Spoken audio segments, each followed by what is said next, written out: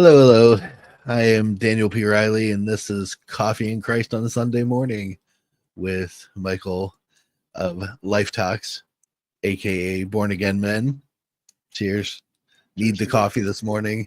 Yeah. I got really good sleep and didn't want to get out of bed. Yeah. So bear with us. We Yeah. usually start slow and then we crank once we get it going. Yes, absolutely. Hopefully, we'll be joined by Jonathan in a little bit. Good morning, Insaney. Thanks for stopping by. Subject I want to start today's talk about I call the path, and that is what I believe is the Lord's plan for each one of us individually. A lot of things have happened over the past couple of years. Some of the years prior to me starting whimsyland.org and running my business and building what's become almost my primary source of income, as well as incredible avenues to do more and more things, all I attribute to God's plan for me. Not all of it's great. That's the part that I want to talk about. This is way back. I mean, we all remember Michael's favorite subject, the COVID lockdowns. I was already at a point in my education career where I was sick of the way that the United States education system was designed and the mess that it was, not just for students, but for teachers, how ridiculously administrative it was. And then we have the lockdowns, and the job itself went away practically. There was a period of remote learning, but that was probably the worst idea in the history of bad ideas. And that's when that happened. I thought, okay, well, I've got more free time. There's a part of me since I was a child that has always wanted to be an author.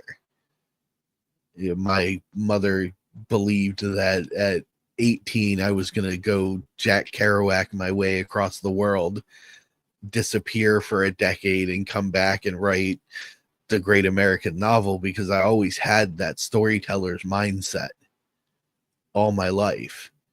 But I never acted on it because, as we all know, it's like winning the lottery, being a best-selling author, like an actual best-selling author, not one that buys their way into the title, but someone who can craft a story that touches hearts and minds and brings them to a better way. Hey, we've got a Jonathan. Welcome.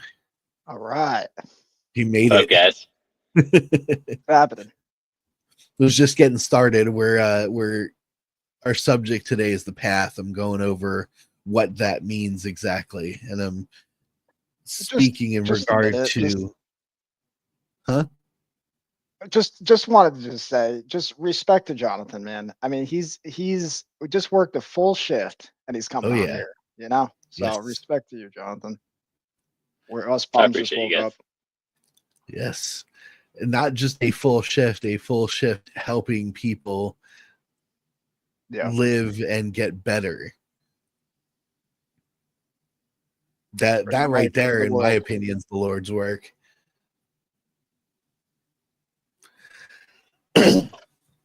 So, on topic a little bit, the Which, by the way, also Daniel, I don't know if you shared that story or if you even want to share that story. Regardless, either way, I think it's a powerful story. It was one of the reasons why I really connected with you.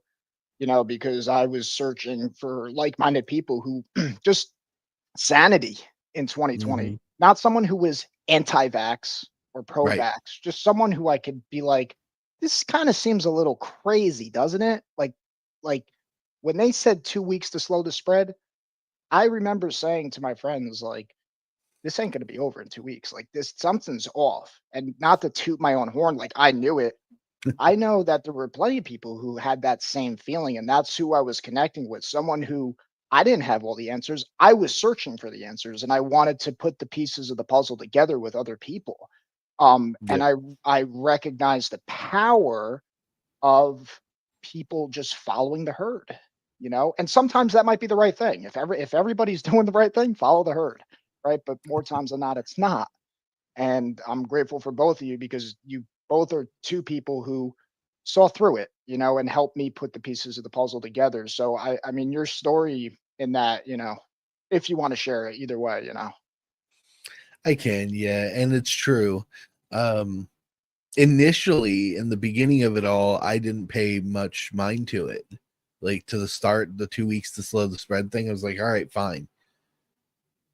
And I was completely neutral about it. My thought was, okay, well, this thing must be bad because that's what the world was saying.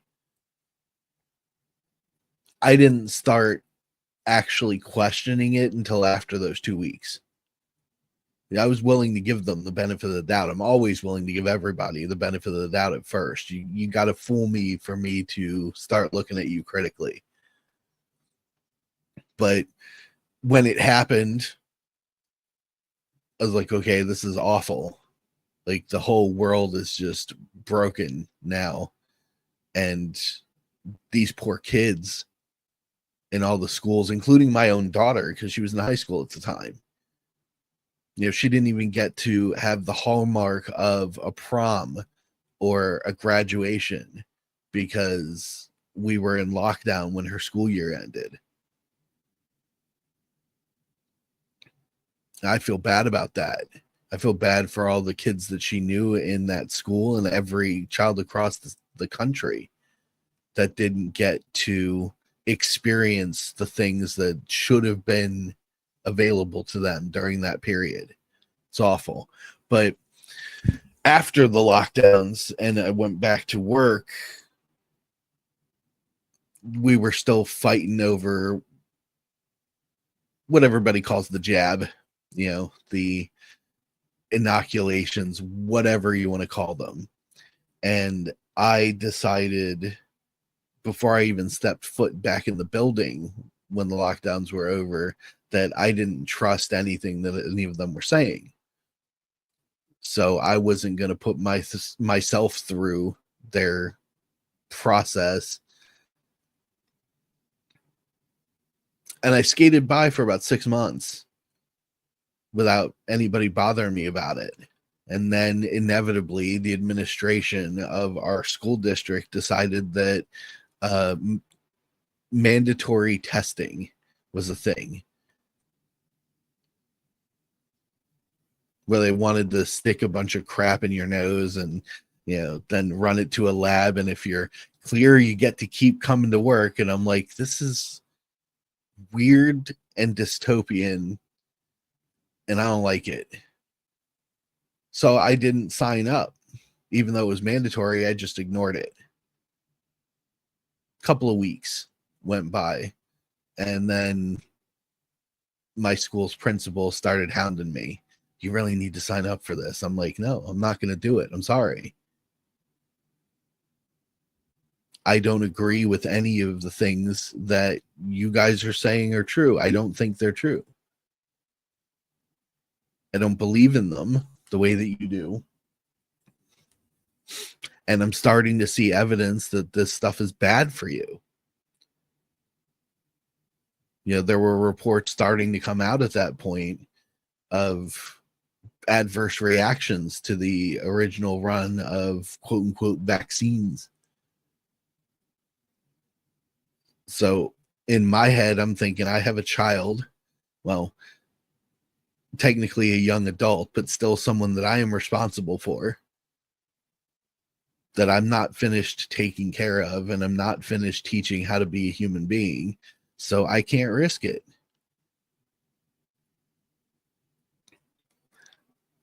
So I kept saying no. And then I look at the sheet on my way in one day, and my name and someone else's handwriting is on the list with a time and a date.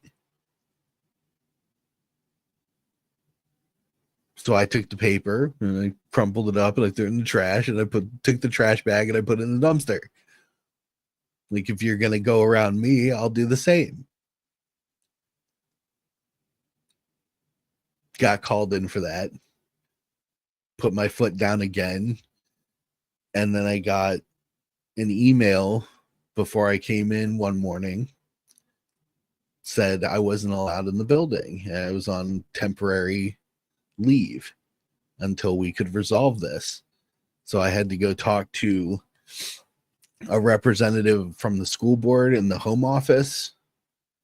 And the conversation we had was good. I explained everything to them. And at the time, I was starting my journey as a Catholic as well. So I thought, well, I'll go through this in a legal manner that they might understand.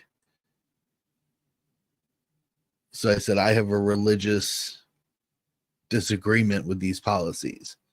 And if you want me to continue to work here, I would like an exemption based on that. And she said, well, we have to have a conversation about that. I'd like to schedule another meeting. And I said, okay, cool. We'll have an in-depth meeting. I'll prepare what I need to prepare. And hopefully this will resolve the way it's supposed to resolve. So I stayed off of work for a little bit longer. I was, working on my novels at that point, helping people part-time a little bit with, editing and coaching on the side just to keep income going, because my leave was unpaid. And then I come in for this meeting, and it really did look like a social firing squad. I walk into this room with this woman that I've had this meeting with, I've had email correspondences with, I was used to talking to, expecting like a one-on-one chat with somebody higher up. And I've got the entire school board sitting at a table staring at me when I walk in. And even worse than that, the superintendent of the school, the man in charge, is there. And he's in a chair in the corner of the room like this.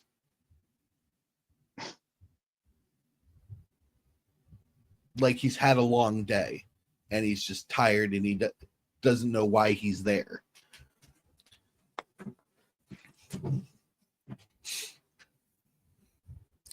So I sit down at the table that she indicated for me to sit down at. And the next person to come into the room is a lawyer representing the school board. And he starts opening this thing up as if it's a actual, court proceeding, recounting all of the information that I provided, the information that the district provided, and I'm by myself. I'm the only man on my side of the room. Even the woman that I had been having those email correspondences and initial meetings with was on the other side. So I start sitting through it. I start listening to them talk, and eventually it got to a point where I realized, why am I doing this? I'm wasting my own time. I don't even want to be here. But there's something that I felt I needed to work through. And I think part of that was my servant's heart, my desire to still be a teacher. I didn't want to abandon my class. But as it went further and further on, I finally just raised my hand and I said, I don't want to sit through all of this. I don't think any of you want to sit through all of this. So just make a decision. I'm not going to do what you want me to do. So you decide if I get to continue here. They took about 5 minutes and then said no. And I said, thanks. I'm out. It's good meeting you. And I left. I haven't looked back. Took me a couple of weeks to get over it all, but after that, I felt compelled to push harder on working with creators. So I leaned all of my focus onto that. And the reward has been more and more people. More people come to me for help with their projects, the things that they want to create, the stories that they want to tell. And I feel like every single one of them is a tiny little message from God saying, good, you're on the right track.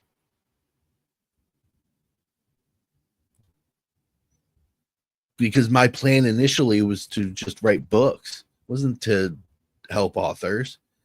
Whimsyland didn't come to me until I looked at the growing internet culture and community of people who wanted to create cool stories that weren't awful, like the stuff that's been coming out of the mainstream for almost 2 decades now, and saw a pathway to doing it themselves like I did, but didn't know how. The idea just came to me, well, if I floundered trying to figure out how to do this on my own years ago, all these people are floundering around out there, I can show them how. And to me, that's the same thing. That was God saying, hey, this is the thing that you should be doing, man. This is where I want you to be.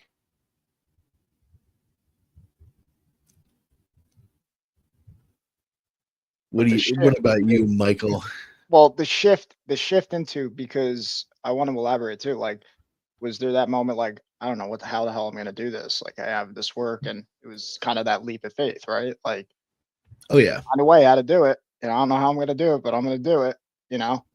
And Yeah. it's easier to say it now, right? But Hindsight being 2020, yeah, I'm sitting here thinking I did a great job. It's doing exactly what I'm supposed to do. But in the moment, I was like, how do I put this together? What what is this thing about with the website? Like, how do I make something that people can hit purchase?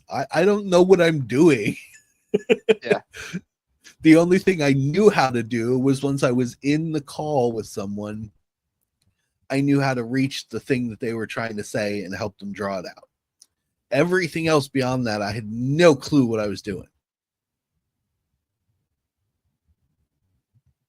But it felt like the right thing to do. It felt like the place I was supposed to be. Yeah. I mean, on our calls, I'm always bringing up 2020 and 2021, because I can't, like, for the first time in my life, like, being confronted with, like, this is how I feel about said thing. And I can't, there were many times where I was just like, just bend the knee, right? But there was this other part where just like, no, but you don't believe it. And that gap was connecting with people and going deeper and asking more and more questions. Why? And for me, and again, this isn't because it's deeper than did you get vaccinated? Did you not? It's so much deeper than that for me, because my enemy is not someone who got vaccinated. For me, my enemy is those who per, they were lying. And I think it's a very small minority. And as I speak about David Hawkins a lot, we have this innocent mind, like you said at the beginning, like, when I know you fooled me, then that's where you're my enemy. It's like you took advantage of my Right. naivety, right? Like, you took advantage of my well-being, you took advantage of that. And for me, the things that really stood out to me, that put me deeper in my conviction, was seeing so many doctors censored. Um, that's part what led me into it, because I would talk about it, but that actually getting censored for talking about said things. And my view was, I'm going to talk about these things as ignorant as I am. I'm not an expert, right? But Mm-hmm. I do um have a master's degree in listening and being reasonable, right? That I'm teachable, but I also and this was a piece too. I'm aware of my capacity to lie, And knowing that same feeling that came back to me, it put me deeper and like, hey, you know what? This forced me to be like, well, oh, they're lying, but how much are you lying? Hmm. Maybe you're not lying you know, uh, like massively on a scale that's so corrupt, but you're lying in other ways. And maybe that's the reason why you're not heard. Maybe that's, you have work to do. And, that was part of the path why I'm glad I followed through. But for me, I didn't have an epic story like that. It, it was 8 or 9 people you were speaking up against, right? Yep. For me, I've always Full been a size school board, lawyers, and yeah, superintendent, plus my quote unquote rep, who did not stand by my side but stood over with the rest of the school board. yeah. It's my favorite movie, Gladiator, right? Here's the corrupt, and his right hand man goes against them, and then at the Hmm. end of the movie, he's nothing happens. He confronts him, and he goes, "I was a soldier. I obeyed." And he said, "Nothing happens to man in life that he is not fit by nature to bear," which is a Marcus Aurelius quote. And it's true. And here he is going, becoming a slave and being a gladiator and having to fight. And he doesn't want to fight because he thinks the whole gladiator games are a circus and that there's so much more. And meeting people that say it's shadows and dust, Maximus, right? Like you're trying to be an idealist, right? Getting that kind of character, just bend the knee, do what you got to do, make money, all that. But I'd like to grab that real quick because that's very powerful. The idea that it's not right to be an idealist, mm, something we see in movies all the time now. And correct me if I'm wrong, anybody who watches this video, but I don't remember that particular interaction being part of the initial tale. which That being told not to be an idealist. what in Gladiator? Yeah. I I I I have think my that was doctorate in something. Gladiator. Well, I that's me extrapolating. That's me Mhm. looking at what's his Proximo. Proximo Yeah. is essentially I look at him as a pragmatist. I look him as someone who is just like, listen, as he says in the movie, I'm an entertainer. I'm a simple Right. man. I don't, so I look at I'm extrapolating from that where he's saying Yeah. to Maximus like, you know, Which I think was the intention of the writer. And I think you picked up on that as the viewer. And that's what real quick, it's a strong thing. There's nothing wrong with being an idealist. There's correct. nothing wrong with being the black and white person in a crowd full of people who live for the gray. But our entertainment, are the stories that are told to us throughout our lives. If you look at the old stuff when you were growing up, that was a quote unquote child's concept to be an idealist. Always be good to people, always be kind, never judge a book by its cover, do your best. It's all very inspirational, but as soon as, at least in the US, I don't know what it's like in Europe, but as soon as you cross the threshold of pre-adulthood, all of that goes by the wayside and becomes about compromise. Mm. So we counteract the very things that we tell our children all the way up until they start to get into the real world around them. And then we tell them no. Everything that we said before that is bullshit. And now we wonder why kids are confused and growing into even more confused adults.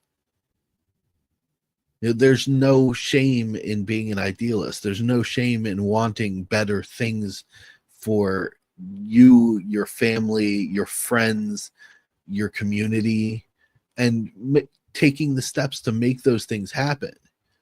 So, in that regard, in Gladiator, him being an idealist and the focal hero of the story, that's great. But there are more people that say don't than there are people that congratulate you for doing so. And usually it's selfish. It's always because they want something out of you, so they want you to compromise your value in order to get it. It's funny because if you take the word ideal, which from idealist, ideal is the ideal. What is ideal? I mean, Right. kingdom of heaven to me sounds ideal. The problem is, what is that and what does it look like? I think of Alan Watts. He goes, what is, like, where he says, what is your heaven? You know, and for a lot of people, heaven is the lie that I believed what heaven was. You know, it was pleasure or whatever said thing is that is not heaven. And when you have a world of people who have a different view, and a lot of it's completely not even thought about or inspired, like, you know, speaking with a child, I think that's something to really instill.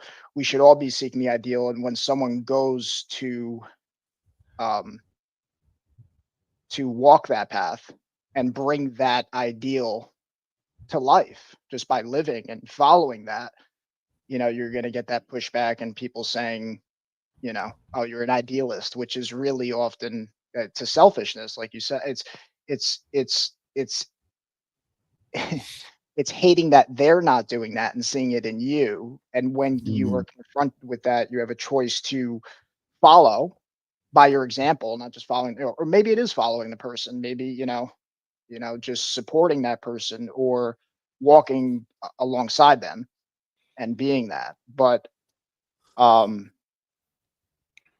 yeah, for me, I didn't have an epic story, but I was working out a lot. That was one of the things that just kept me um, grounded. And I remember this was like a year and a half after the initial thing that um, I was at the gym, I was working out, and I didn't wear a mask at the gym, you know. And I walked into the gym, and there was two other people working out, and this, Real quick, yeah, go because for it's it. fucking stupid to wear a mask while you're exerting yourself. Yeah, for sure. That's what I thought, and Restrict your airways while you're exerting yourself to the maximum capacity that your body can handle. That sounds real smart to me. yeah, That also includes um, those altitude training masks, just for the record. Don't wear those masks. I just want to throw that out there. All right, sorry, Mike. yeah, all good. Heard it from the Um, medical professional himself. yeah. Um, but you know, I was still I still had a piece of me where just like these masks are stupid, but I you know, I recognize that everyone has to see through their lens and everybody has to make their own choice. You know, if you want to wear it, if you don't, don't. But this person was adamant, you know, full on wear a mask and do what I say. And I had the same thing on my side, right? So here's this conflict. I'm right, I'm right. Let's see how it clashes together. And he said, you know, he's working out. And listen, I saw some people who were like not wearing a mask and they were like in your face and being really rude and, you know, people spitting. I remember hearing stories about that. Like, I heard yeah. about that too. Yeah. And I think that's that, you know, um, Juvenile yeah, is what there that was is. on both sides. And, you know, for me, I'm working out. I start working out and he turns around and he, you know, he says to me, he says, you got to put on a mask. And, you know, I said, no, I'm not putting on a mask. And I continued to just working out. And he says, you have to put on a mask. And I said, no, I don't. And he said, well, I'm going to call the cops if you don't. And I said, call the cops. And now the adrenaline's going. And now, you know, I continue working out. And up comes that anxiety, right? Here's conflict, right? Fight or flight chemicals are pumping. And you know, I recognized in that moment, God allowed me to see, like, be wise here. You know, conflict is, there's nothing wrong with welcome conflict in your life, you know. But you know, be wise how you go about it. And you know, I was kind of going back and forth with him, and he calls the cops, continue working out, and the main feeling was like anger, and then that kind of settled. And then I said, let me speak to him. You know, it sounds stupid when you're like, no, this is my enemy. And I spoke to him and got to know his name. And, you know, I said, why do you think the way you think? Like, what, tell me why, you know, and he, of course, this is a lot of people died. I've had someone close to me, and people are very selfish and all that. And he went on, and my pushback was, well, do you even think about this? Like, do you see the lies? Do you see this? And he's not seeing that. He's not seeing what I'm seeing. He's not, he's working his 9 to 5. He's not, he's got a family. He's got his responsibilities, and to entertain the idea that he's being lied to would completely, it's a hard place for people to look, that when we're being lied to on such a massive scale, which is Mhm. understandable why it's a lot easier to just wear a mask, right? But anyway, the cop showed up, and he said, "Listen, at the end of the day, this is a public place. If they're requiring it, you have to follow it."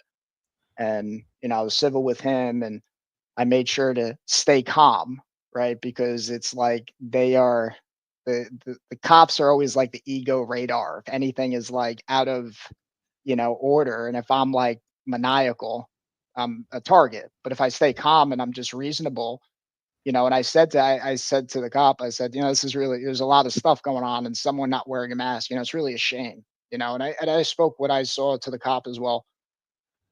And to wrap this all together, um, I every time I worked out for the next year, I made it a decision to say hello to this gentleman by his first name. We'll just call him John, because at the end of the day, we're all John. And I always said, I waved to him, looked him directly in the eye, I said hello. We sometimes have some small talk, and I always made it a point to do that. I was proactive, and after a year, of just not holding anything against him, loving my enemy. He's not really my Mhm. enemy, but he's believing in the enemy's lies to me. Um, I confronted him. I said, "Listen, do you remember you called the cops on me a year ago?" He said, "Yeah, I do." And I said, "Has what you've seen changed?" And not only did he quickly agree, he went on to explain how much we're being lied to, bringing up certain doctors that we all have heard of. And, he apologized, and he was very like, I just didn't see, I didn't realize how corrupt it was. And what that taught me was, yeah, in the midst, you don't want to have these conflicts. But if I didn't have that conflict, who knows, you know, the ripple effect of how it would have happened. And to take a step back, it's not like it's like the great hero says, like, I was just doing my job, right? Like, I was Right. just, that's really how to, because the ego also wants to say, look how right you are, Mike.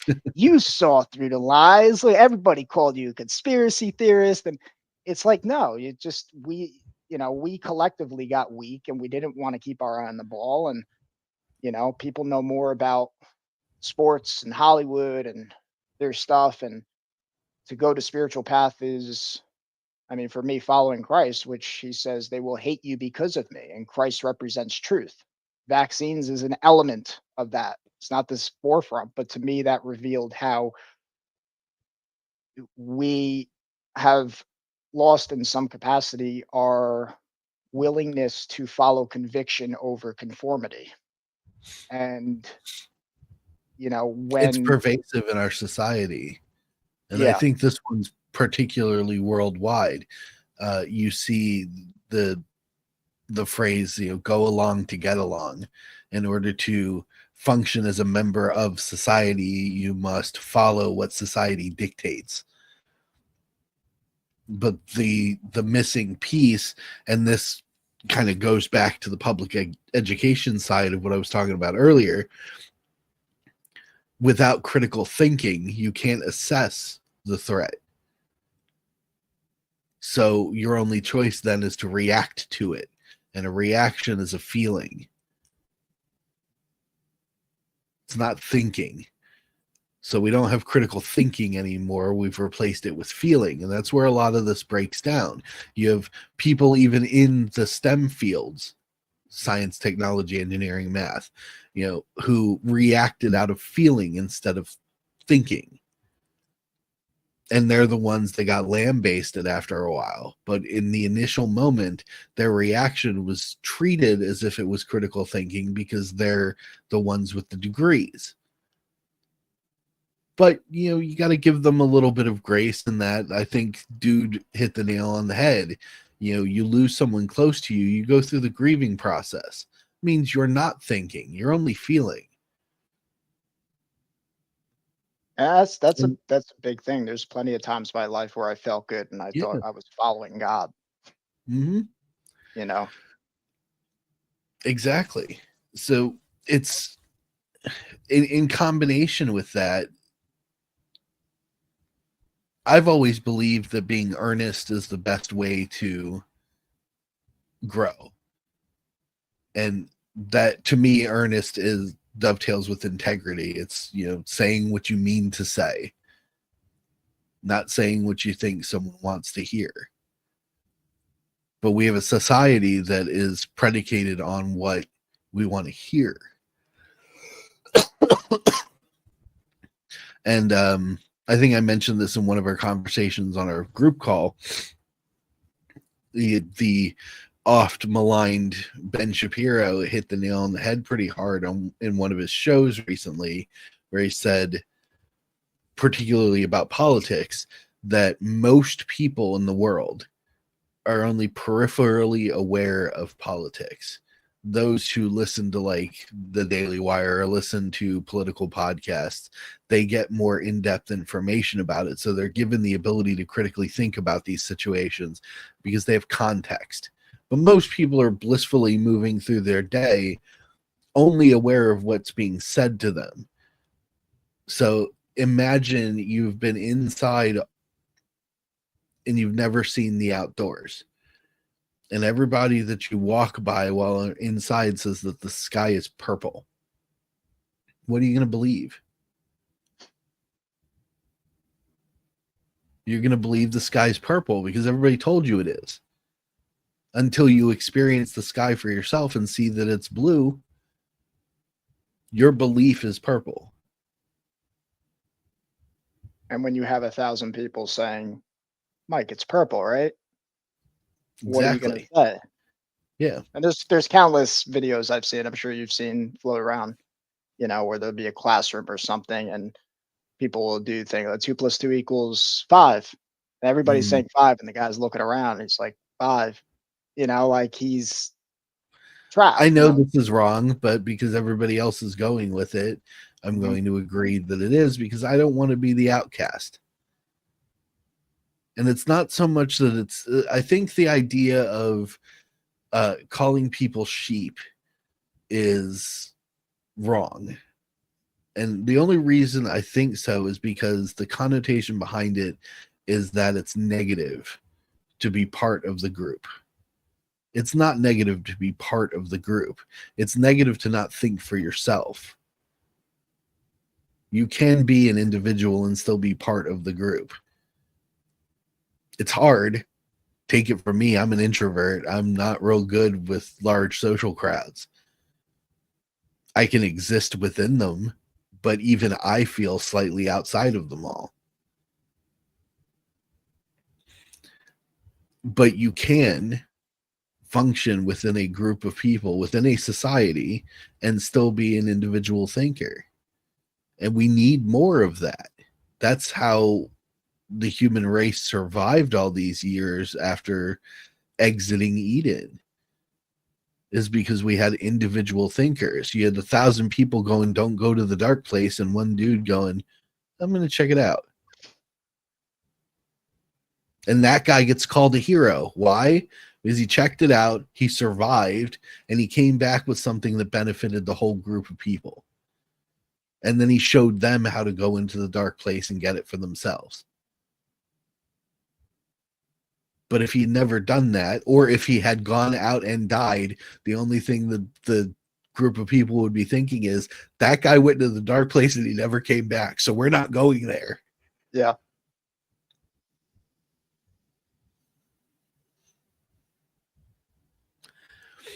We need to. Well, that's the key, right? Like, yeah, going back to the group, because how many times do people go and do some really cool stuff and then they just keep it all to themselves?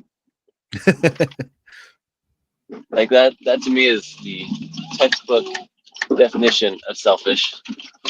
True.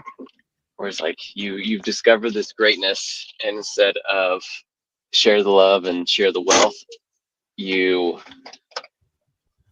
just hoard it. It's like you don't need to be Golem, right? No. You don't need to hold your precious to yourself. Like it's true. We are to share it. You hit a chord though with me when you said giving grace. Like Jesus on the cross, anytime I hear the word grace, the fact of, forgive them, Father, for they do not know. I think about that so often, and especially during 2020, 2021, because I also, being in healthcare, I had to submit a religious exemption and go through that process. And I did do the whole mandatory testing. I gave my share of spit to my employer. And it, so gross. I know. Yeah. I'm PTSD just thinking about it. But it's one of those things where they were all scared, and it is an excuse, but it's also a reason. Mm-hmm. And the whole white coat syndrome is a very real phenomena, where when someone in authority tells you something, you automatically will say, well, that's a doctor. Well, that's a teacher. They know more. They know better. Versus relying on your knowledge. Because there are loads of lay people out there that it was a doozy. Just call me and say, and I can certainly say that it was a doozy. But I'm very grateful that not knowing God, and at the same time now knowing that He was with me the whole time. I'm grateful for that. But it's one of those things where you need to have that confidence, and through God we find that confidence, in my humble opinion. Because if we look to man, if we look to the world for the answers, we're constantly going to fall short. And it wasn't until I turned to God fully, and I remember it vividly. I went to a church for the first time in years because they were handing out a religious exemption. And it was the one church in the area that was doing it. So I was like, all right, well, it looks like I'm going to church. And because I needed that physical paper. And this pastor got up there and he just blew my mind. I was in tears because he was talking about freedom and freedom through Christ. And like, it just struck a chord. And at that moment, something shifted in me. Something shifted me from the path I was on, the path I thought it was righteous, right? Because the line we hear all the time is like, oh, I live a good life. I do good things for people. Like, of course I'm going to heaven. And man, I was wrong. I was so wrong. And that pastor that day, partly, right? Partly because we also, the missing piece was accepting Jesus as Lord and Savior. And I did not. The only reason that I mentioned that is because if we call it the path, so it's a path through the woods. If you're not directly on the path, but you're still moving in the direction the path is going, you're off in the brush. Yeah, it's going to be a little bit harder, but you're still going to get there.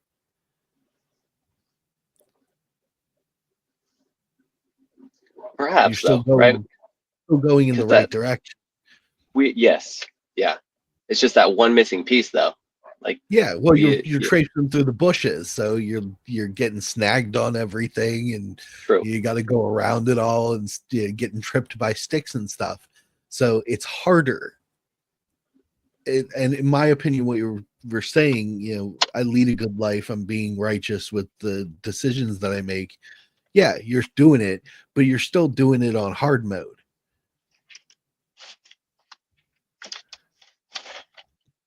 I Yeah, don't mean which to interrupt. Just just wanted to touch on that real quick. yeah, I want to touch on the hard mode thing because I was a master at that. If I do all these things, then I'll be good. Yep. What a trip! What a trip! I don't have to do anything. That gift from Christ was free. To me, I look at him as the ultimate resolution. Yeah. He was seeing in 4K, and I'm looking at 1080, and he's like, he doesn't see. Forgive them, they do not, they don't know what they're doing. And recognizing that, which has really just been a recognition in the past year. It doesn't mean you sit on the sidelines, doesn't mean you do anything. You'll know them by their fruits. A good tree Mhm. does not give bad fruit. So your actions still matter, but what his 4K resolution saw was the heart. Everything flows from the heart The and intent. the intent. And you're that's what we're trying to convert. And that's why when we confront someone who's deep in sin, to use your word, Jonathan, it's great. It's leading from grace. But the other Yes. part is just as important, which is truth, right? And if you take even just the vaccine example, it's grace is listen, I look at you first as a human being that the decisions you're making, I grant you the grace that you came to the conclusion based on your experience and what you have to walk your path. If you decide to wear a mask, then you're doing what's best for you and your family and those around you, and your intent is good. That being said, now the hard part. I believe differently. Or this is, whatever the thing is, and it's like this is what I believe is the truth. And that's where all this disconnection. And what I'm seeing now, like to me, that was just one battle. I'm seeing now Israel, Gaza, all of these things, and you have all these different views, right? And I just see it as another thing that anytime I see two sides, I ask myself, where is Christ's side? And when you jump on that, you're going to have division, which is another quote, which was, it's been on my heart for 2 years. I've now come to bring peace, but a sword. Yep. Following Christ is going to be divisive. People who've held beliefs, you mentioned Ben Shapiro. I see all of these, in the public forum. I Mhm. see so much division, and a lot of said division, I think, is coming from a higher place. And um, to me, there's certain things that stand out to me that are, you know, everyone should be able to be critical, again, with grace, with anything. I'll give an example. I won't go too deep on politics, but I just want to bring that up. Like, for example, you know, um, Black Lives Matter. If you were against anything that, you know, it puts people into a box, you know, stand with this, stand with that, and, stand with Israel, stand Whose with, side are you on? yes. And everyone should be. I think to me, I believe America is the greatest country. But what makes America the greatest country, lest we lose it, is to be able to be critical of said country. A good leader is able to criticize himself, and what I see a lot of in the public forum is this idea that um, we can't be critical. And if you can't be critical, like then it becomes America's the best because we're the best. It's stupid. But Yeah, every why? country should be able to Because be we're the critical. best. Why? Yeah, Because we're the best. I look at Israel or America as it's complex, but I look at it as America. Are you referring to the government? Are you referring to the people? Same with Israel, and who in government and all that. And that's part of, I think, the resolution, because if you're able to separate those, you know, um, I mean, I was living in Jersey. I'm in Florida now. There was someone, we speak about our stories, but what comes to my mind is Ian Smith. He was the owner of Belmar, Belmar Gym, Atlas Gym, and he didn't close down his gym. And he accrued thousands of dollars of legal fees, and he stood to his guns. And from an observer, my governor at that time was, the Bill of Rights is above my pay grade, he said. And that stood out to me. That's not Mm. someone that should be the first and foremost, Bill of Rights and Constitution. But being able to separate that, and he's someone who I think had courage to follow his convictions. This is, you're forcing me to close down my livelihood? No. And he got a lot of hate for that. And a lot of that said hate was like, you don't care. And, and to wrap it up, there's something that, because the grace is important, but the truth is equally as important. And I had a podcast with Joe Lopez, and he said, when it came to the mask and the vaccines, when you're put into a position where you have to explain yourself to someone who's not willing to listen, he had a line that he said, I don't have to explain myself. I'm a man. And when I heard him say that, I read between the lines of what I heard, that is, I don't have to justify myself to you. There's a certain line where, because there are people who are reasonable and willing to listen, and there are people who don't cast pearls to swine. If someone who is not willing to listen to you, I'm a man, I don't have to explain myself to you, to me is a reasonable response. And sometimes it's not. I'm a man, I don't have to explain myself to you. Sometimes it's not the right answer, but sometimes it is. And discerning that is powerful. And I think Yes. leading from grace will lead you to the right place to be able to say that at the appropriate time. Yeah, it's fair. The part of the importance of critical thinking is being able to see the big picture, not just the detail. There's a colloquialism usually comes up with, in my sphere, with writers that go way too far into like world building and setting up all the minor details of what's going on instead of getting to the story that they're trying to tell. But it's also big in higher math and in philosophy, and it's called getting lost in the weeds. When you're lost in the weeds, the only thing you can see is the weeds. You're down there among them, and they're right in front of you. So you can't see anything past them. If you can get above the weeds, then you can see the path that you need to get to and get out of the weeds, which means you have to draw back. You have to pull away some instead of just focusing in on the smallest minute detail. It's very similar to like blizzards in the poles. They say people can get lost in groups in a blizzard in those areas because visibility becomes so low that you can only see about 2 to 5 feet in front of you. And a whole group of people can disperse away from each other without even realizing it because they can't see each other in all the things that are going on in front of their eyes, the snow falling, the wind rushing. Without that ability to visualize further away than what's directly in front of you, you can't critically think about what's going on. You can't create a path to safety if you can't see where the safe place is.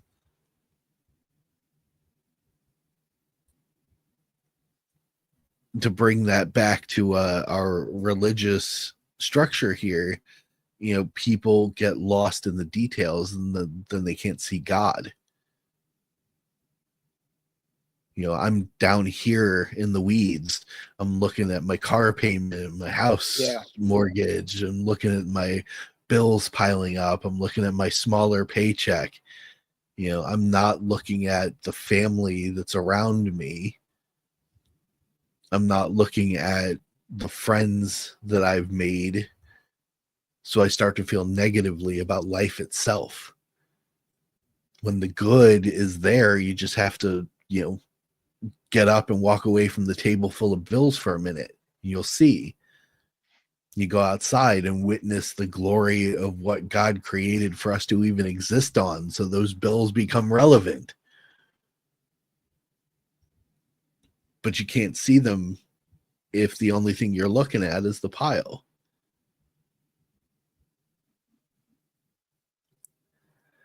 We do a lot of, unfortunately, nuanced thinking, and it makes people lost in the weeds. They're only staring at the thing that's right in front of them instead of witnessing the greater scheme.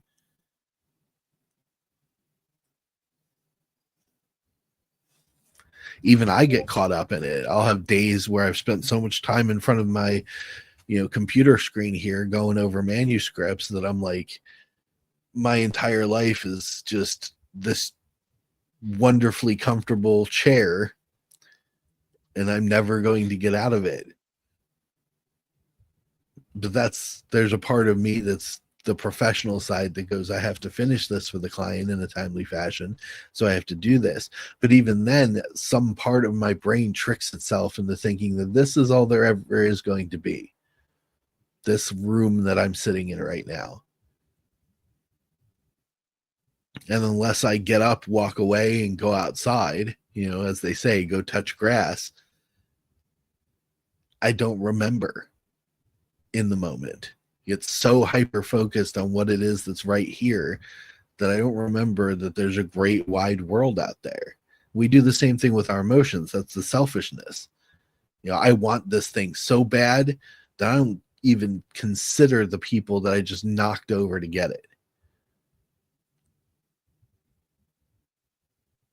They're of no consequence to me because I'm so focused on achieving this thing that I want. Yeah, it's I look paradox. Because I think a few things in my mind. It's first thing was worry not for tomorrow. I think it's so easy to complexify all these. There's so many battles, and to follow his words and not worry about tomorrow. And Jordan Peterson branched off that. If you have all these issues, make it a smaller scale. Worry about the next hour, worry about the next minute, worry about the next second if you're in pain, whatever it is that you're just focusing on, and that ties in also, I think, with serenity prayer. But the reason why I say it's a paradox is because, sometimes it can be so overwhelming focusing on what you're doing in your chair. That's the right thing. And there's times I think to go into the complexity and say, well, where is this leading? And you might have to change and say, hey, you know what? If I keep doing said thing, it will lead me to said place. And shifting the navigation, like, if I look at like a ship, and every relationship is a ship and it's going somewhere, and to reevaluate where that relationship is. And it might be with yourself, right? And or yourself with God, and where that's going. Oh wow, this was me. I'm so far off. I'm in Hawaii. I'm supposed to be in, North America, whatever. Boston or whatever. Or even worse, I don't know where I am anymore. Yeah. And having to get out of the cockpit and going to, okay, let's go into the navigation room and say, okay, where am I? Oh, I'm so far off. But worrying about why I'm so far off is really, it's a good starting place because it leads you to where you need to go. But then you just set the navigation and get back on the ship and, go back into the mundane, whatever it is, wherever you're at, and then go from time to time to go back to that navigation room. And it's all about the critical thinking. Yeah. And don't try to avoid those feelings. Like, honest to goodness, you guys know my story right now, working 2 jobs and whatnot, and buying a new house and having a 3rd one on the way. And I got some rentals that I'm managing, and I I looked at my 7-year-old yesterday because he said, Dad, he just got some money from my mom for like Easter or something. And he's like, Dad, I want to go to the store and I want to buy some tools. And because he sees he's buy tools and building things, and I said, oh yeah, go to Harbor Freight. I think that would be the perfect store. We go to Harbor Freight, get you some tools there. He said, well, when can we do it? And I looked at him and I was just like, I don't know, dude. He's like, well, when can we do it? When can we do it, Dada? And I said, honestly, bud, it feels like the world is crushing me right now. And Atlas popped into my brain, and I was like, did Atlas ever feel the weight of the world, or was he always just so strong? And like those thoughts popped into my brain. I'm like, man, I'm tearing up a little bit right now, but it's true. Like there's moments where the world is going to feel like it's crushing you, because it is. But know that it's not going to crush you forever. Look up, not only at God, but look up at what's crushing you. I guarantee it's made up of smaller things. Mm-hmm. And the thing that I try to do whenever I feel this way, because I still very much so feel this way, this just happened last night, is take those little things that make up that big thing crushing you and just start knocking them out, just one at a time. And it is that simple. Right? Simple, not easy. It's some of those things Mhm. it's freaking hard to go through, but it's just one at a time. Just breathe, feel the feelings, feel the worry, feel the crush, but know that one, I'm staring at two guys right now that I know won't let me get crushed all the way. Like I know that. 100%. I have another angle, or to be Go ahead. completely crushed into something new, because Absolutely. yeah, Yeah. it's all about how Transformed. Yeah, because it's like we're saying. I mean, the crushing, that's to me. There's just an element of like we relate to brokenness, not as a victim, not as staying there, but like when I hear stories of someone, I think it might have been Rogan who said it. It's just like more than a success story. I love a guy and quote, I love a guy who fucked it all up and got it back together again story. And like, as a writer, Daniel, that's, the protagonist and, having this and even on a just on a general relating in my life, like I was pretending to have it all figured out. And when I just let it all be like, I am a mess and accepting that brokenness, it's like, that's where it's like, if I didn't do that, then I don't know where I'd be. Like I'd be still trying to pretend that I have everything figured out. But I've had the most growth recognizing like, I'm so off here. And we're doing Proverbs right now, which highly recommend for anyone watching. Like, um, it's a month worth of readings, right? So each day, just doing a proverb. Because if you're like me, which I'm actually stepping out, I have to write more. I have to be leaning into Daniel, getting my thoughts on paper and building those out, and helps with the navigation. But just having that, um, yeah, having that power to I lost my train of thought. What was I just saying? The having the power to Crushing, being transformative. yeah. Yeah. Oh, Proverbs. So with Proverbs, um, a foolish man is not willing to be corrected, and that goes hand in hand with the death of pride. And to me, that's really an incredible transformation point where you're just being like, I don't know what to do. I'm Mhm. a mess. Help. And that is ego don't want that. But that's going back to even the leader. A great leader is like, not say I don't know what to do, but like a great leader is like, I don't know what to do here. And if you think a politician ever saying that, ironically, that's actually to me someone I'm more behind. Where it's just like, I don't know what to do here. What do you guys think? But that's like unfathomable to the ego and pride. But Not just that. Part of the reason that we have politicians and leaders who refuse to admit that they've made mistakes is, unfortunately, and even though I hate saying it because, like I said, I feel like it's negative, the majority of people want to be led, and they won't follow you if you don't exert a sense of confidence in what you're doing. So if you are the shepherd and you have a whole flock, but you don't tell them where to go, they're not going to move. So that puts a bit of pressure. It's not necessarily always ego. It could be coming from a great place. Yeah. But there is always going to be a moment in your mind of self-doubt where you're like, okay, I don't know what to do here. And all of these people are depending on me to figure it out. And if I don't figure it out, then they can't move. Yeah, I think it's, for me, the reconciliation is that's just been in my heart too for a long time, past year or two, is courage and humility. Leading with both of those, courage to make the decision when you don't know, and humility, and knowing the appropriate time, which is wisdom.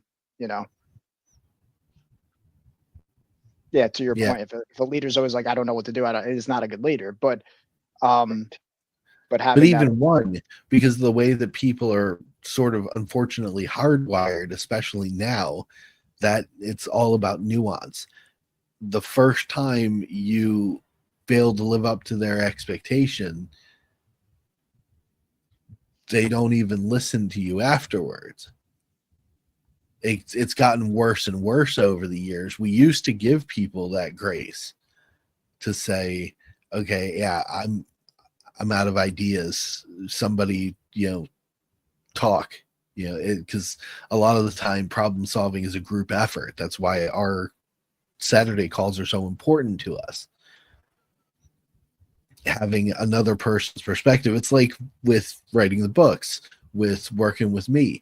Yeah, you've got an idea of what your story is supposed to do, but now you've written yourself into a corner and you don't know how to get out of it. You can't see anything else. You need somebody else to look at the room that has a different view than you do. They're on the other side, so they can potentially see something that you can't. But instead of having a society that allows for that, where a leader can say, I'm stuck, and have a group of people with them, which is an important thing. In history, they used to have that. Great leaders had a whole group of people, advisors, war buddies, a whole squad that they could bounce ideas off. But nowadays, with our society, it's so impatient and nuanced that the moment you don't know and you go to ask for help, you're considered lesser. If you don't know, then there's no point in me even looking at you. Yeah, I sent you a picture just now, and if you're able to share it on screen, and it actually came from Jonathan. I don't know how you found this, Jonathan. I'm kind of curious. It's from Jerry. The target, the circle. Yeah, I see that. If you could share that, because I kind of wanted to. It ties into your analogy with, like, there's the blizzard. Should be able, or I can do it if I don't know. Oh no, wait, maybe I can. That's why it's crucial that leaders have other leaders, because, I think like you were saying, oh, you got it. Saying, Mike. I got it's in the studio. You just got to add it. What's nice. that? It's perfect. I was saying, like you guys were saying, having those advisors, having those people that you can bounce ideas off of, because if someone came to me in a leadership position and said, I don't know what to do, my respect for them increases. Yeah. Same thing with Daniel, same thing with you. That's because But you're a like, critical thinker. correct. But like you said, like the majority of folks, they do, because they can't think for themselves for the most part. I don't want to say absolutely, but for the most part. And especially when it comes to high stress situations, they automatically look to somebody else versus looking within. And as we've talked before, like the kingdom of heaven is within. Like we have the Holy Spirit. We have everything that we need in order to get through these situations because God gave it to us. And just like this lovely picture by Mr. Jerry, Men of Grit. Go ahead, Mike. Yeah. I mean, and if you're a woman, you know, replace strong brothers with people you have in your life who are going to come at you objectively and neutral, right? They're invested in the same mission as you, people that you can rely on, that truly want you to win. And there's an element of faith in that, right? I mean, Christ had 12 disciples, and Peter said, I don't know Christ. You know, so even the people closest to you recognizing that, which ties to the idea of trusting God, not in man. It's your ultimate is within God. That's why God is the center. You know, your compass is within you. But what I like about it, and something that he had said, is that when to use Daniel's analogy, when the blizzard is strong, you can barely see in front of you, you know, leaning on those people who really you can be a complete mess with, right? And the reason why you can is because they're not going to pull you into victimhood. They're going to keep you focused on what needs to be focused on. You know, it's not you know, because very oftentimes I've had relationships, I've shared my problems, and it's just talking about the problems, and there's really no solution, and it's just really, you know, and then sometimes it's come back to me in not a good way, and that's on me, because a lot of relationships change as time goes on. You know, you'll know people by their fruits, and you know, people love to see you fall, and that's the enemy within other people, which is there. It has to be identified. It says in the Bible, test people's spirits. I didn't test spirit. I wasn't even following the right path. But to tie this together is that as you're, you know, when you have those really stressful times, you contract the circle. You focus in the circle, you know, right outside immediate family, you know, and if you look at in the center circle, to me, that's it embodies the idea that I've not come to bring peace, but a sword. Mother will be like people in your own family. Sometimes you can't lean on. People have different views, and all that. So finding the right people, the body of Christ, you know, you're like-minded, and then expanding from there. When you are in a place where you know, I'm strong, we have, I think, a duty to extend that, and that's out, you know. And what's the world is on the outside. Sometimes the world is their number one. I know that was for me, you know, talking all about politics and all this other Mhm. stuff. And I'm not even focused on the most important thing, which is God, which is truth, which is, you know, starting with myself and then extending that. But I always come back to this because, you know, I think it was a very powerful metaphor for me. A lot of people put work It's first. it's a powerful metaphor for a ton of different things, all stemming from the same, you know, infrastructure. But looking at the circle, not only is it a great foundational system, you know, God, reliance on God, reliance on the self, reliance on your strong brotherhood, but the extensions outward also show levels of what I interpret as trust. In the center, you trust God, you learn to trust yourself, you trust your brothers. You know, in that, I think he's referring it sort of similar to squads in the military, people that you absolutely know have your best intentions in mind at all times. Like they'll pull your ass out of the fire if you start to burn. But then the next ring, immediate family, is outside of that center. So there's almost a degrading of trust as it gets further outward and outward. Or else you wouldn't need all of those rings. You'd just be trusting out all of the things inside of the greater circle in the same equal measure. Morning, John. Coming in right at the end. Your work relationships are outside of your friends. So your work relationships are, you trust them a little bit less than you trust your friends. Trust your friends a little bit less than you trust your immediate family. And you trust your immediate family a little bit less than you trust yourself and God. And then you get all the way out to the end, the world. And that's right. The world is filled with things that you no longer have any control over. So what can you trust in the world, really? And what you were saying, if you put the world in the center and you trust the world, your entire life is screwed.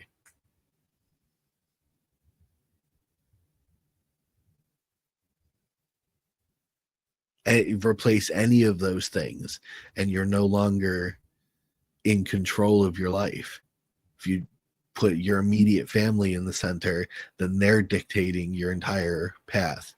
You put your friends in the center, they're dictating your entire path. You put your work in the center, it's dictating your entire path. And you have to replace that. Obviously, superimpose God and the self and strong brothers out in the community ring.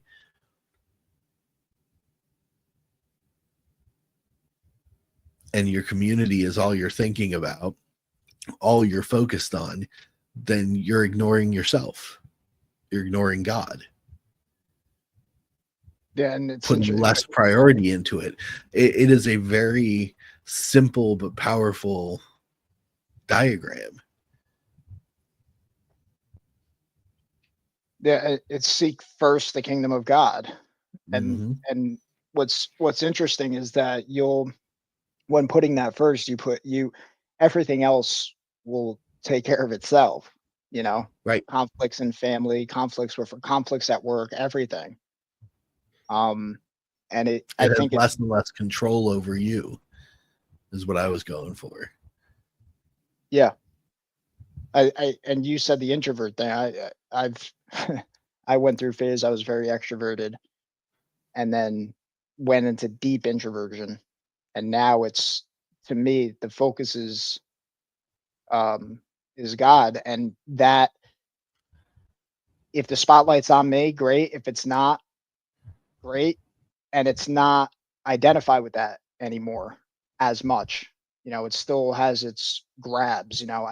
If I'm in a big group of people, it gets overwhelming because it's like the world, right? What's going on in politics? What's the weather? And it's just staying grounded in the center. I'm able to meet those, it's no longer identifying, well, there's a lot of people here, or, I feel good because and what's interesting too, is when you put a whole bunch of groups of introverts together, they can be extroverted, Yeah. It's because if I had, 30 people having this conversation, it would be like, I'd be completely different. Yeah, it gets to be a mess, more people that are involved.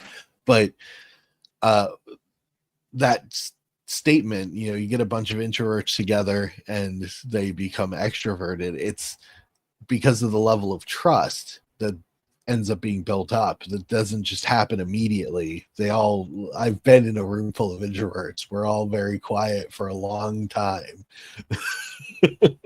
And then eventually they start to open up, and there needs to be a catalyst. So there has to be somebody that's willing to put their trust out there in order for it to happen. But once it does happen, then it starts to build.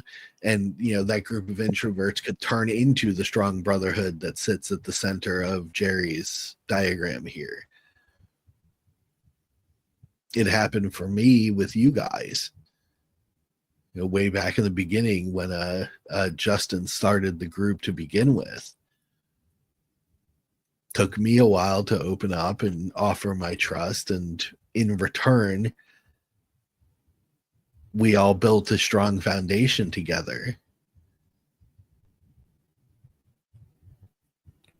And maybe you and Jonathan would have if I had chosen not to. I wouldn't be part of it, and all the things that we have worked through over the 2-3 years we've been doing this might be different. But wrapping things up a little bit, because it's 11:30 now, that's what I believe is God's path. When he says, go here, or you get that nudge, this thing happens, and it's weighing so heavily that the only choice you have is to trust somebody by sharing it with them. I think those are the moments where God's influencing our lives. Like, now you have no choice. There's no other direction to go. You just have to step here. Yeah, I doubled down with for me, the humility, because like when I made my podcast, I originally started with just talking with people and having conversation. It was good, but for me, it shifted where I just said, you know what, I struggle with porn, and that was tough for me, because it was like, well, I have friends and family watching and all that, but what does God say? Well, God to me is truth. And to step into the truth is that, I mean, it revealed the ego. I think I'm so special. Like, if I tell everybody, like, it's like, but that's really where the power is, because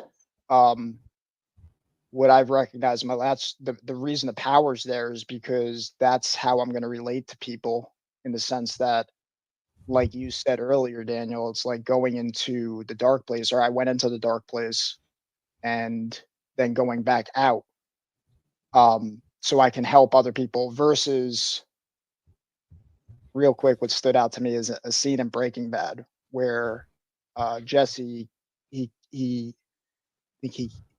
killed, he was a drug addict, and his girlfriend overdosed, and he's in a meeting with people, and he's like, have you ever killed someone you loved? And the leader said to him, he said, yeah, I his own child. It was an accident. And that instantly shifted the conversation, because, I look at it like, I made my channel Life Talks, because it's like, you look at a tree, as you see a big, beautiful tree, and what's underneath it, the dirt. And everybody has that part, but we're not meant to live in the dirt, but that's where I've learned a lot of it, your pain, your screw ups. And when you face that, when you just be like, hey, I struggled here, here, here, and here. So long as you're not identifying with it. It's not who I am. That's where my struggle was. That's what the world told me I was going to find, that heaven. Then you're able to grow out of it, But that which I want to do, I don't do. That which I don't want to do, that I do. So that kind of wisdom, to me, brings conscious positivity. Because I think a lot of people, what turns off to religion is this idea that, just like to Jonathan's point, a lot of people speaking on authority. But to me, authority is, as Redmond once said, it's like, it's your testimony. How did you meet said things? It's easy for me to tell people, yeah, don't lust, don't do any of these things. That's just half the equation. Stop looking at girls. Yeah, it's stupid. It's more power where it's like, I want to do said thing, how to overcome said thing, which that's where I think the roots are. Because otherwise, I'm just telling you what you should and what you shouldn't do, rather than to share my experience on how I went through it, how I met it. Yeah, storytelling. Yeah, that's why I lean on you. It's how we've always communicated since the dawn of interaction. It's through storytelling. I did this thing. This is how it worked. It didn't work out. I don't know how to do this thing. And then someone else goes, well, okay, I went and did the thing and I did it this way. And this is how it worked out. I think it worked. And then that original person goes, okay, I'll try it that way. It worked. Well, what if I do this? It's all storytelling. That's how you reach people. And the best story wins. And that's the thing. We all have a story and is fragmented in many ways. It's Lion King comes to mind. Remember who you are. If you ask people, who are you? They'll give you their name, what they do. But every so often you'll meet someone who really, and it's just their presence, because they've reconciled. Because to me, branching off porn, that's the world. It's the world, Christ fasted 40 days and 40 nights, and then he's offered, hey, you want some food? So how do you overcome that? How do you deny the feel goods and the lies there's billions of lies that are out there every single day. There's so many YouTube videos. There's so many ideas and feelings that will pull you in. And I break it down into two things. You have purpose or pleasure. Break down pleasure. For me, it was porn. It can be a multitude of things. Feeling good, getting, being liked by other people, money, so many things that cover up the purpose. When the purpose is primary, everything else comes out of that. Kingdom of heaven first. And then everything else comes from that. And, it's, it when you see it from people, their presence. It's not even what they do, I think. I think what they do is an aspect. Yeah, the intent. And when you're it's always the intent. Power. Yep. And one of the things that I like about Catholicism, one of the things that attracted me to converting was that the deacon who was running my classes, he said, everything that has anything to do with getting closer to God is an intent. You go to confession because your intent is to speak the thing that you did and swear to try to not do it again. And the important part is in the try. It's the intent. You know you're going to fail because you're imperfect. But if you make conscious, consistent effort to do better, you get closer to God that way. You get closer to his perfection. Confession is an opportunity for, and I think this is brilliant, confession is an opportunity to speak the sin instead of hold it inside. Like you were talking about, instead of just concealing your porn addiction and struggling with it on your own, you speak it into the world. This is a thing that I struggle with, and I am trying to do better. And the cool part about it is, he said, I think I mentioned this in one of our group calls, but one of the guys that was in our class, he had a interesting question. But it goes, we don't become sinless, but we sin less and less. Yes, absolutely, Wrangler. This dude in my class, he got into a somewhat heated debate with our deacon, Steve, over hentai, which is, if you're not familiar, Japanese cartoon pornography. So it's, and the kid's platform was, they're not real. It's just images. And the thing that Steve said about that was, yes, they're images, they're not real, they don't have souls. But they are the image and likeness of a woman, which is of God. If it was some, fantastically designed shape that had no connection to reality itself, to the world that God created, if it wasn't in the shape of a woman, there could be an argument there. But because it is in the representation of a woman who was designed by God, it is still a sin to lust after it. Yeah, when And Christ laid out the foundation to his disciples about marriage and what that means, and there's no divorce and all that, the reply was, and I might botch this, so correct me if I'm off a little bit here, but he said it's better not to get married. And he says, those who hear my words, follow them, because that's, pretty close. that's the idea, is that, and I think that's the problem now. It's like it's connected so much with the world. I can just let go of this person. It's not seen as that holy connection, which I think expands deeper into the world.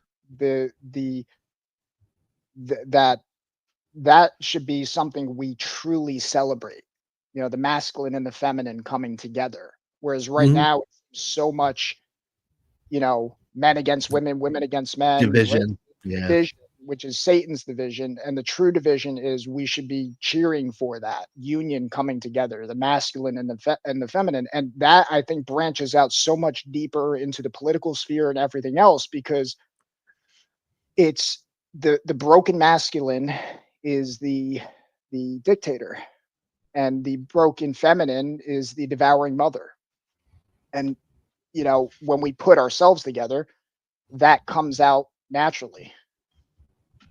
True. The point that Deacon Steve was making, though, was that if you see the thing and you have a moment where you're like, ooh, I'll just be blunt, ooh, boobs, we like those. There's no shame in that specifically. The shame comes in cleaving to the sin. So it's, ooh, boobs, I'm going to continue to stare at them. Yeah. But if your intent is, ooh, boobs, I shouldn't look at those, then your intent is to recant the sin. So if you go to confession and say, yeah, I had lustful thoughts, I turned on Pornhub one night because I was bored, and I'm trying not to do that again, then that is true effort to recant the sin versus, yeah, I watch porn, it's bad, you really shouldn't do that. That's not recognizing the fault inside you. You're putting it on somebody else. It's the word. You shouldn't do that. Instead of I shouldn't do that. Yeah. And then I think everything we've talked about today is all about intent so far. If you think about it, what is your intention? Is your intention to follow God's path, or is your intention to follow your own path? Is your intention to make money? And it's the why behind it as well, because the discipline and the why is the equation to overcoming said thing. If you're addicted to alcohol, if you're addicted to drugs, if you're addicted to attention, whatever that thing is, recognizing it and saying, I'm struggling here, is a part of it, but the sustained part of it is the why. And that builds hand in hand with the purpose, because that becomes more powerful than said thing versus I shouldn't do this. Because for me, then you get stuck in this trap. I shouldn't do this. I shouldn't do this. I shouldn't do this. Right. Repression. And then you go to the other end of the spectrum, which is expression. That's why people relapse. And then the transcending it is the why. And that's these conversations. It's building on that why that makes the other thing. That's where you hate the sin. And that's really the goal, is to hate that, right? The boobs example. Oh, boobs. What's helped me with the what, and then what, and then what, and then what. And if you follow the and then what, eventually you'll lead to, okay, it's fleeting. What can have boobs and leads to the right place, Right. And in my depth of research, it's marriage, and it's that foundation. Full on boobs. Enjoy. because that's it's connecting the ephemeral, fleeting, with something that's sustained. Agreed. All right, we're Yeah, cooking here. we're gonna 2 wrap hours. it up. Yeah, we're gonna wrap it up because we started to divert. So, all right, guys. Before Jonathan nods off in his driver's seat, I'm gonna start with you so you can go. Where can everybody find you? Right on, man. It was fun chat today. I'm everywhere at the _wellness dad, and I implore you guys, like, reach out to any three of us. If you're feeling the crushing weight of the world, if you're feeling worry, if you're feeling sadness, and if it's not us three you reach out to somebody, because somebody is there that cares. You're never alone. Stay the path. Love you guys. Find your strong brothers or sisters. Michael, where can everybody find you? Right here. That's it. Life Talks, which is not it because his X handle is Born Again Men. Yeah, but you can find everything here. If you type this in on YouTube, it's all there. It's funny because when I make my podcast, I've started every podcast with welcome to another episode of I don't do that anymore. And even because it's our third one, it's just all here. If you type this in YouTube, all my links are connected there. But thanks for having me, Daniel. Always.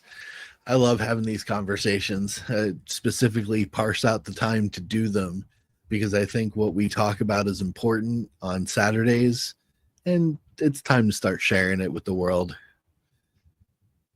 Come what may. But I am Daniel P. Riley of whimsyland.org, literary coaching services. I just help people because that's what I feel like I am called to do where I can.